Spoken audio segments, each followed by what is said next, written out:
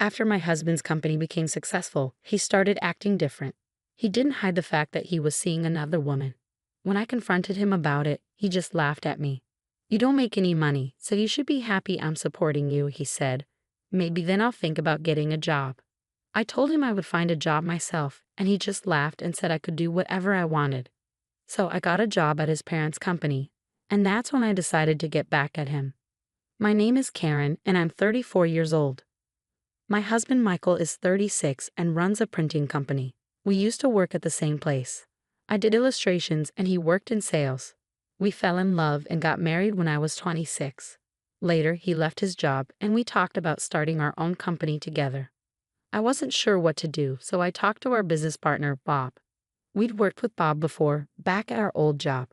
He was the CEO there and had his hands in lots of different businesses, especially dealing with advertising. Bob liked my illustrations and was keen to support us. He even put some money into our new venture. "I really like Karen's drawings," he said. "I'm grateful for her talent. Together, we'll make this company a success." I told Bob that I was on board, and we started running the company together. At first, things were tough. We lived in a small apartment, but once the company started doing well, we could afford to move into a fancy condo. That's when my husband asked me to stop working and focus on being a homemaker. "I'll find someone else to do the illustrations. I want you to support me," he said. I felt like I had to go along with it, but I knew I had to tell Bob about what was happening. He had invested in our company, so he deserved to know.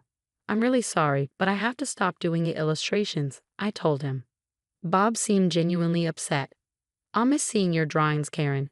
If you ever want to start again, just let me know. I'll always be here to help." "Thank you so much," I said gratefully. So I started focusing on being a homemaker to help my husband out. But I couldn't give up drawing completely, so I started sharing my illustrations as a hobby on Instagram. People really liked them, and it became my little secret joy. Even though I stopped working, my husband's company kept growing. Our life got better too. He got a new car, and he started buying expensive suits from famous brands. I didn't really get why he needed all that, but I guess it's important to look good when you're the boss. No matter how busy he got, my husband always made time for dinner at home. It was something we promised each other. Even when things got hectic, he insisted on having that time just for us. We'd sit down, have dinner, and he'd tell me about the future plans for the company. I was happy just to be there for him and support his dreams. I thought it would always be like that. The company kept doing well, but I started noticing a change in my husband. He stopped talking to me about the company during dinner. "How's work going?" I'd ask. "Fine," he'd say, not really interested. I kept asking him about work, wanting to know more, but he snapped at me, saying I wouldn't understand because I'm always at home. It hurt to hear him talk to me like that. I tried to tell myself he was just tired and stressed. That night, he finished his meal quietly and went straight to bed. This went on for a while, and then he started eating dinner out. He'd make excuses about socializing or work events, but he used to always eat at home. Even then, I'd wait for him delaying my dinner, but now he'd just leave without a word. And recently, he wouldn't even bother sending an excuse. When I brought it up, he'd just yell at me. It felt like he was a different person. I started to feel like nothing more than a servant to him, and it made me really upset. When we started the company, we went through tough times together. But now, I felt like I was beneath even his employees. I didn't do housework because I liked it. I did it because I wanted to help him achieve his dreams. But he didn't seem grateful for any of it anymore. While my husband was away, I found solace in my illustrations. It was the only thing that helped me relax. As I kept drawing, more people started following me, leaving kind comments. Even Bob's name popped up among them. He offered to work together again, and just the thought of it made me feel hopeful. Without that hope, I don't know if I could have kept going. As we stopped having dinner together, a gap started growing between my husband and me. Eventually, I started suspecting there was another woman in his life. I smelled a different perfume on his jacket, one he'd never use. When I asked him about it, he just brushed it off, smirking like being caught wouldn't matter. For the first time, my sadness turned into anger. I was tired of being mocked and left alone at home, unable to do anything but chores. I felt anxious about being left behind by society. My friends envied me, but they didn't understand. Even my parents laughed it off as a fancy worry. I had to face this problem alone. Then, one day, my husband came home drunk. I took care of him and put him to bed, but I noticed a lipstick mark on his shirt. There was no way he'd have that mark for no reason. It was like a message from the other woman, a declaration of war. Finally, I had proof of his cheating. The next day, I confronted him with the shirt. "Where were you last night? And what's this kiss mark?" I demanded, pointing at the mark on his shirt. My husband looked surprised by the kiss mark but didn't seem bothered by my questions. "I was out with friends at a bar. It must have happened then, right?" His tone was dismissive. "You'd have to take off your jacket for that to happen. Didn't you notice?" I said I don't remember, he continued, suddenly standing up. His hand came down hard on my cheek in a sharp slap. Stumbling backward, I struggled to process what had just happened. All I felt was a burning pain on my cheek. "When will you get it? Who do you think is providing for us?" My husband's words pierced the air as he walked away, leaving me behind with tears streaming down my face. It felt like my husband didn't love me anymore. The harsh reality shattered me. After that, my husband's behavior became violent whenever he was unhappy. If he didn't like the meal I made, he'd throw the plate on the floor. "This tastes terrible. Don't you know what I like to eat?" he'd yell. "If you want to stay married to me, you better improve your cooking." Every time he erupted like this, I felt like I was walking on eggshells. "Wait, I'll make what you like," I'd beg, but he never listened.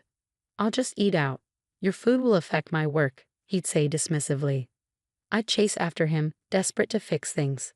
"But you're never home or talk to me. How can I make something you like?" I'd ask, tears filling my eyes. Clearly irritated by my desperation, my husband clicked his tongue. "So do you want a divorce? I'm fine with it. I can manage without you, but you can't manage without me, can you?" he sneered. "You're worthless, not making any money. You're just living off me like a parasite," he spat out, his words cutting deep into my heart. That was the moment something inside me broke. The loving and caring husband I once knew seemed gone. "I'll find a job," I declared, my voice shaking with determination. "What? What are you talking about?" My husband laughed, his tone dripping with scorn. "Who would hire someone as useless as you?" I gritted my teeth, trying to contain my anger. I couldn't let myself lose control and end up facing more abuse. Since I couldn't fight back physically, I had to find another way to stand up for myself. "Fine, do whatever you want," my husband sneered. "But don't forget about your house chores with your measly income. I won't tolerate neglect." As soon as he left, I sprang into action. I hired a detective to gather evidence of my husband's affair. It didn't take long before I had plenty of photos showing him with other women, drinking, and going into hotels together. 1 week after gathering the evidence, I went to a fancy restaurant on the top floor of a hotel. I wore my best clothes, but I couldn't shake the feeling of being out of place among the wealthy clientele. Bob was already at the table when I arrived. "I'm sorry for being late," I said nervously. "Don't worry at all, Karen. I've been looking forward to our meeting," Bob said warmly, motioning for me to sit. "Waiting for you was no trouble at all." Bob had been a big help when my husband and I started our own business. Now, he was the president of my husband's parent company. "Thank you for supporting us when we went independent," I said gratefully. "I was surprised when you and your husband decided to go independent, but since we've worked together for so long, supporting you financially was a no-brainer," Bob replied. "It seems like your company is thriving, thanks to your efforts."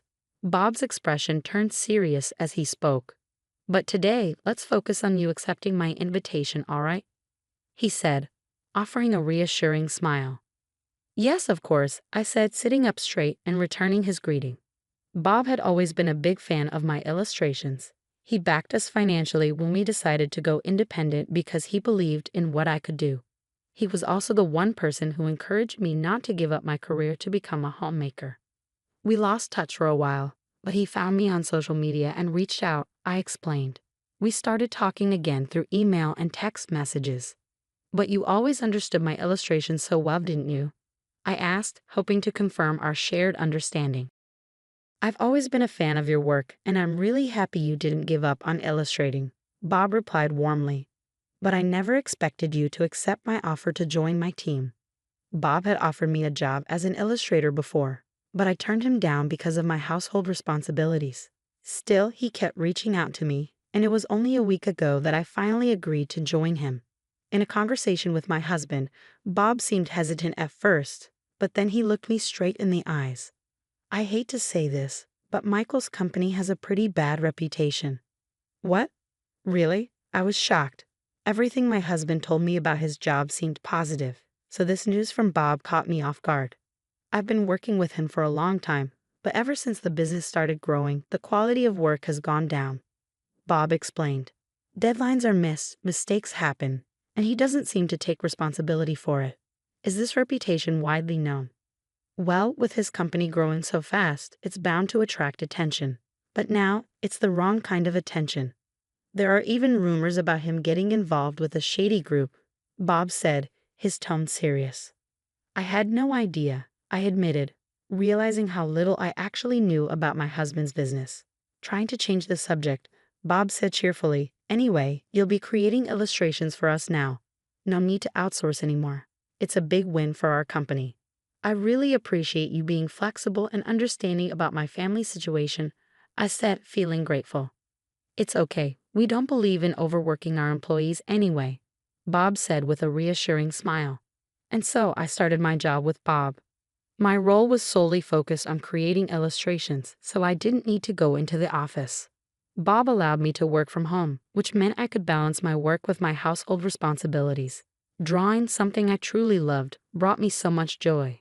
It had started as a hobby, but now I was thrilled to be working on commissions. As I was working one day, I heard the door slam loudly. When I went to investigate, I found my husband standing there, his eyes filled with rage. You traitor, he suddenly spat out.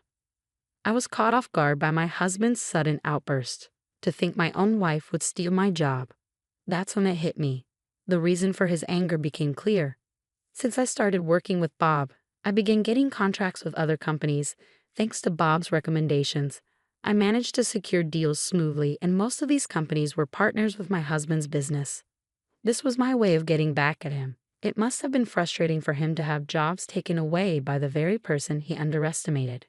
You don't have any right to say anything to me. I've just been doing my job, and you gave me permission, I said calmly, meeting his rage with determination. My husband's anger burned in his eyes, but I didn't back down. Go ahead. Hit me if you want. I'll call the police, I declared firmly. The police? My husband's anger seemed to lessen a bit at the mention of law enforcement. My company is failing because of you. What are you trying to do? He shouted, desperation edging into his voice. It's not my fault, I replied calmly. I retrieved the divorce papers and handed them to him. We're not husband and wife anymore. Don't be absurd. You're divorcing me because my company is failing. You're just after my money, he accused, his words dripping with bitterness. I could have divorced you at any time, but I thought now was the right time. I have a lot of work now, and I'm making money, I retorted, showing him the evidence of his affair. My husband, hearing everything, fell to his knees and begged, please, please. The company is in trouble. I can't handle compensation or a divorce on top of everything. Please support me. Everyone else has abandoned me as soon as they found out the company was struggling. You're the only one who hasn't. I didn't listen to his desperate plea. I left the house with only my work tools and a change of clothes. The next time I returned was to pick up my belongings after the divorce was finalized. My husband's company was making mistakes left and right, and no one wanted to work with him. He spent his days begging to pay me compensation. Meanwhile, I started living on my own, making a living from my illustrations. I became quite wealthy, but I never forgot my integrity, using my ex-husband's actions as a lesson in what not to do.